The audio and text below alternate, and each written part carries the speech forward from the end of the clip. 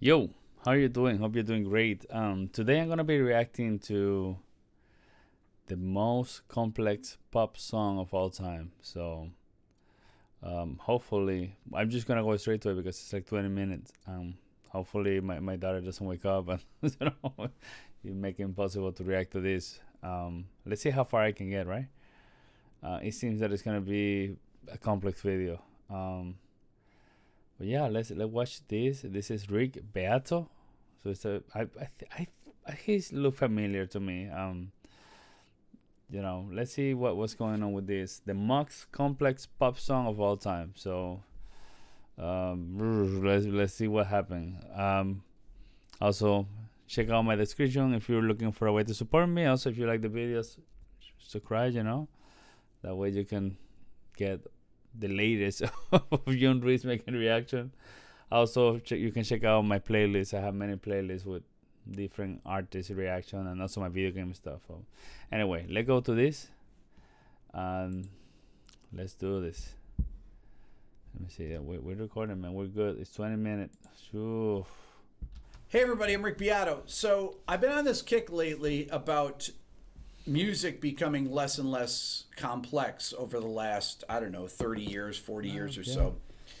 And I keep thinking, what is the most complicated song that I've ever played that's a pop song? And I was reminded of a gig that I played in 1983. My buddy Smitty called me up in the beginning of the summer.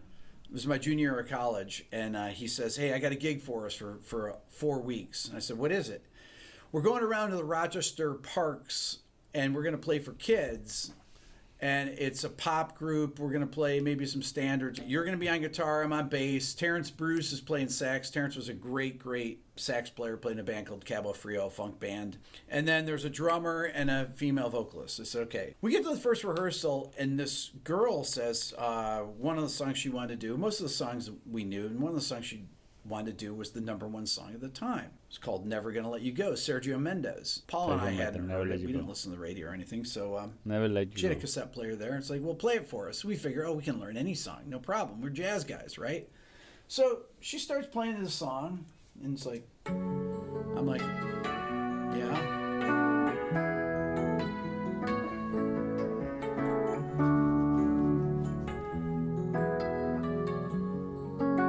Oh, that's weird. What was that? Wait a minute. Wait. Back that up a second. So she backs it up. It's like, okay, so we're trying to do the math in our head. Here we go. It starts out in F sharp minor, so it's 6, 2, 5, 1. These are just inversions to the 4, to the 5, and then to major 6, first modulation. That's a borrowed chord. But then the verse goes up to G minor 7, right? So it moves up a half step. So there's a modulation. So then we're trying to follow the song from the beginning of the verse. Okay, so here's the verse.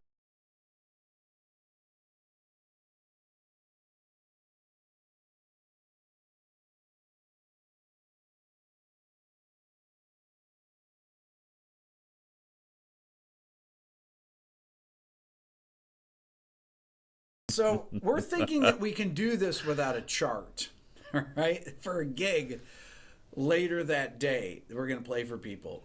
So Paul and I, we haven't even gotten through the whole song, but we're thinking, should we write a chart for this? No, we can figure this out. So we start out in F sharp minor, right? So dun dun dun dun dun dun dun dun dun. That's just the intro. Then the verse, right? And then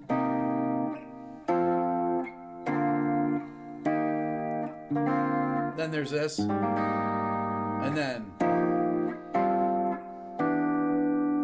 okay, now we're really getting into uncharted territory. I'd never seen a song that went through so many different chord changes. This is just the beginning of this. This is like the most confusing thing ever, right? So we go into the second half of the verse, and then,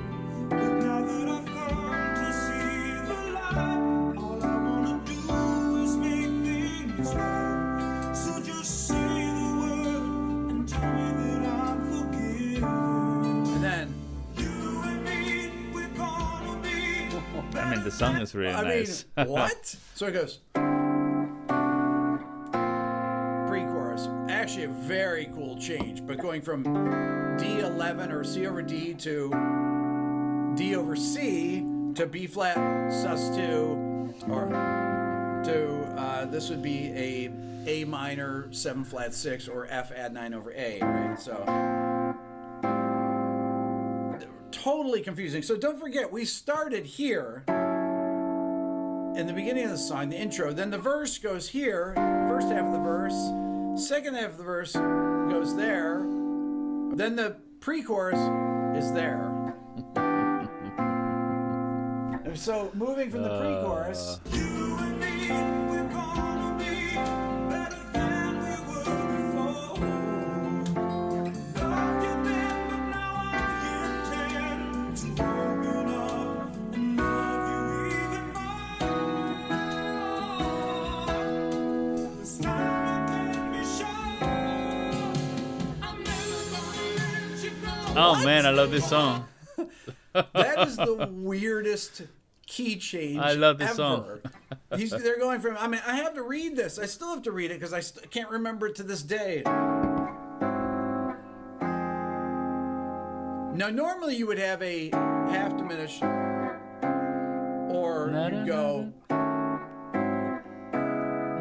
But what they've done is they went a minor 2-5.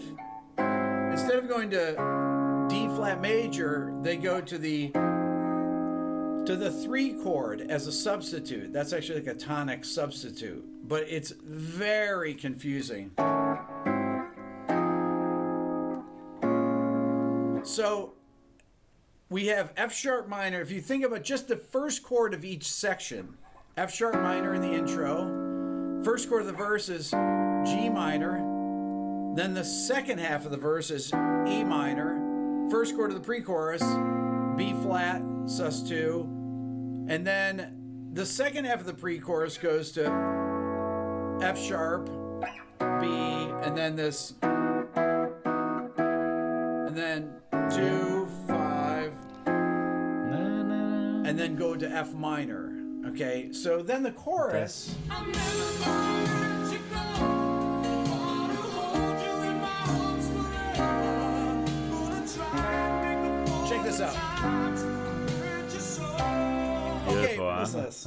Beautiful stuff.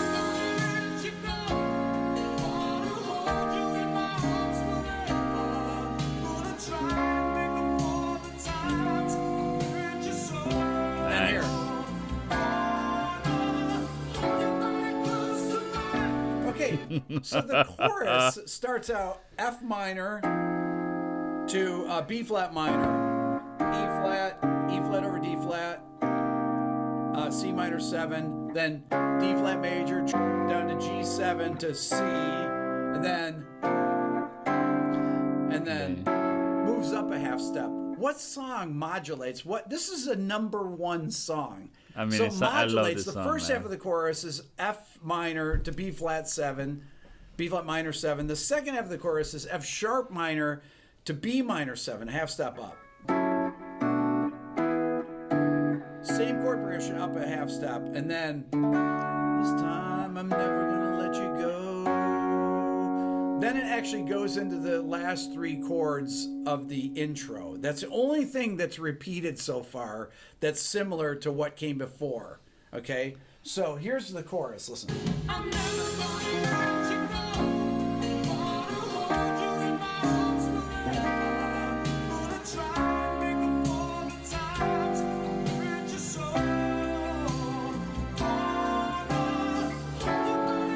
I know it's crazy, but I love it, man. He's amazing, man. Then I'm thinking, okay, easy, I got this. Then it goes into verse 2. Same chords, okay. Female singer on this. So the first verse the guy sings, the chorus they sing together, and then the second verse she takes, which is a cool formula, right? By the way, the song is written by Cynthia Weil and Barry Mann, who were really famous songwriters at the time. Sergio Mendes, whose record it came out on, is just the producer. And they have all session players. I mean, it's all session drummers, all session guitar players, all session keyboard players. Sergio Mendes, I think it might be playing keyboards on it. I don't know. I looked at a live video and he's playing keyboards, but I think he's faking along with it. I don't know. But the production and the arrangement is really amazing, right? So here's the second verse, right? Looking back now, it seems so clear. I had it all when you. I mean, you really have to know your inversions for this stuff. Right. I don't. I mean, I can play that, but I cannot follow the chart.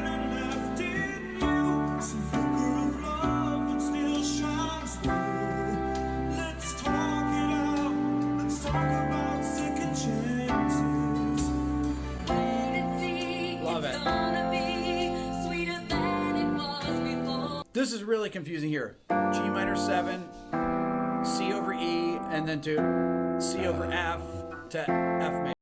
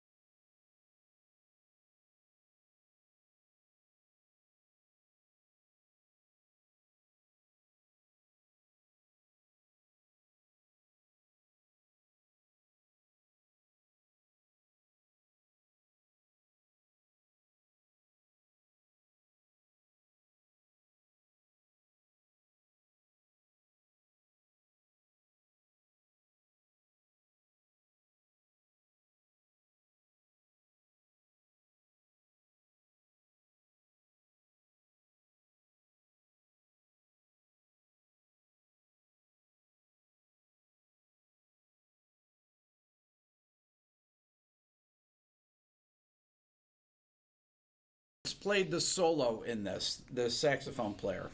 So before I get into the song, so the first day, so Paul and I are thinking that we can memorize this song and play it in a couple hours in front of a group of 100 kids, right? So we practice it and we hack our way through it, and the girl and the drummer and the girl are singing. Okay, so we get out in front of these kids, we start playing the song, and I get lost first. Okay, so I'm playing along, but Paul knows where we are. Paul's got an incredibly good memory. I mean, I've got a great memory for songs and chord changes. Incredibly good memory, but this is an impossible task just on listening to it for 20 minutes and rehearsing it, or 30 minutes, whatever. Right.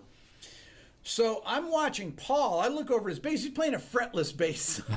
Right? It's got no markers on it and everything. So you got to really use your ear. It's like, okay, where is this going? Because I can't predict where it's going because I don't have the pattern memorized on it. So Paul's like yelling over to me. Yeah, it goes, it goes E minor here, E minor, A minor. And then, so then I catch up. We keep the song going, and the singers are kind of, because it's me playing guitar, since the bass notes aren't wrong, it's going along okay. And Terrence, the sax player, is laughing. And Paul and I are laughing, but not that hysterically yet. And then we kind of hack our way through the song, and the singers are looking back at us like, come on, you guys, what a disaster. So we get there the next day, and we're like, we got to rehearse that song. We can't play that again. That was a disaster. So we rehearse our way through it. And I say, okay, we got this. I'm looking at Paul. We got this? Yeah. So it comes up into the set, and I'm thinking like, oh, how's this going to go? So we start playing. We get about, I don't know, halfway through the first verse or so, and then Paul gets lost. But instead of me being the nice guy, like Paul's helping me out the day before, I decide to mess with him, and I turn my guitar away from him so he can't see my hands. And Paul starts laughing so hard, and he keeps playing wrong bass note after wrong bass note, and it doesn't matter, because even if I'm playing the wrong chords, with the bass notes being wrong, it sounds like me being wrong too. And the singers are singing, they can't even sing because it's just all wrong chords. Right. And they're trying to do this love duet, right? And we are screwing it up so royally, and we're doubled over with laughter. I walk back, I've got tears streaming down from my face. Paul does too. Then the audience, it's all kids that are, 10 years old, 8 years old, 12 years old. And they're seeing us crack up on stage and just butchering this song. But we kept going with it. And we kind of get back on for a while, and then we get off again. And it was the funniest thing. It's literally the funniest gig that I've ever played in my life because it was so botched. Okay, but as you're seeing this, like you see this solo section, right? So Terrence is playing the keyboard solo on the sax, but this thing here, it's one chord per beat.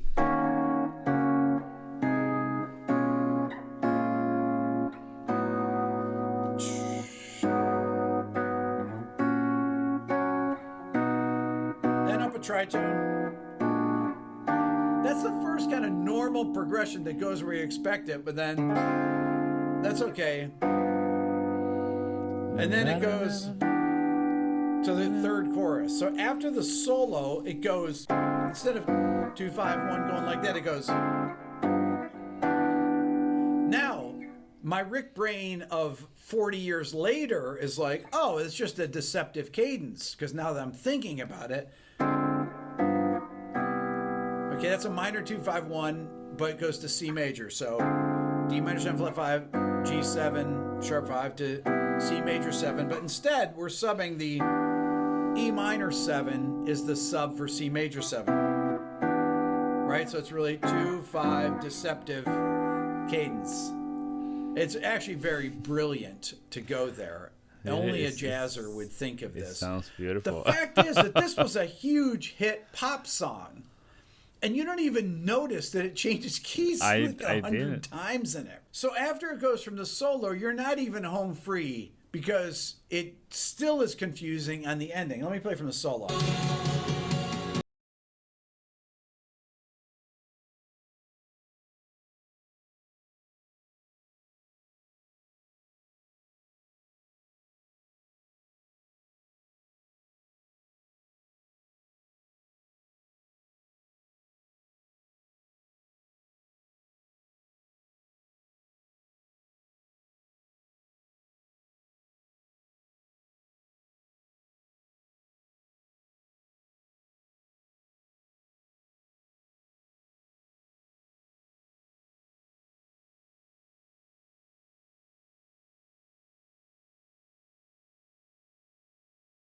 Starts E minor 7, A minor 7 to D. The second chorus is F minor to B flat minor to E flat. So this chorus is actually down a half step. Now, when I'm listening to it, I know where it's going. But if I'm trying to play it from memory, and then you just have to rely on what the chord pattern is, because the chord pattern is not... is kind of nonsensical. There's really nothing to grab onto. It's like playing so tab you without... really need to have a chart in front of you, right? So from the third chorus, musical symbols. It goes... Never gonna let you go. I'm thinking like, okay... So everything's down a half step.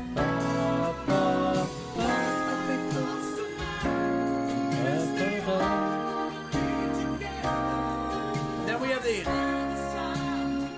3 major chords in a row. Okay, so those 3 major chords in a row, in the intro, they are... But here they are down a half step, okay? And then we get to the out chorus, because there's a guitar solo that happens here. We think we're home free. Music is amazing, man.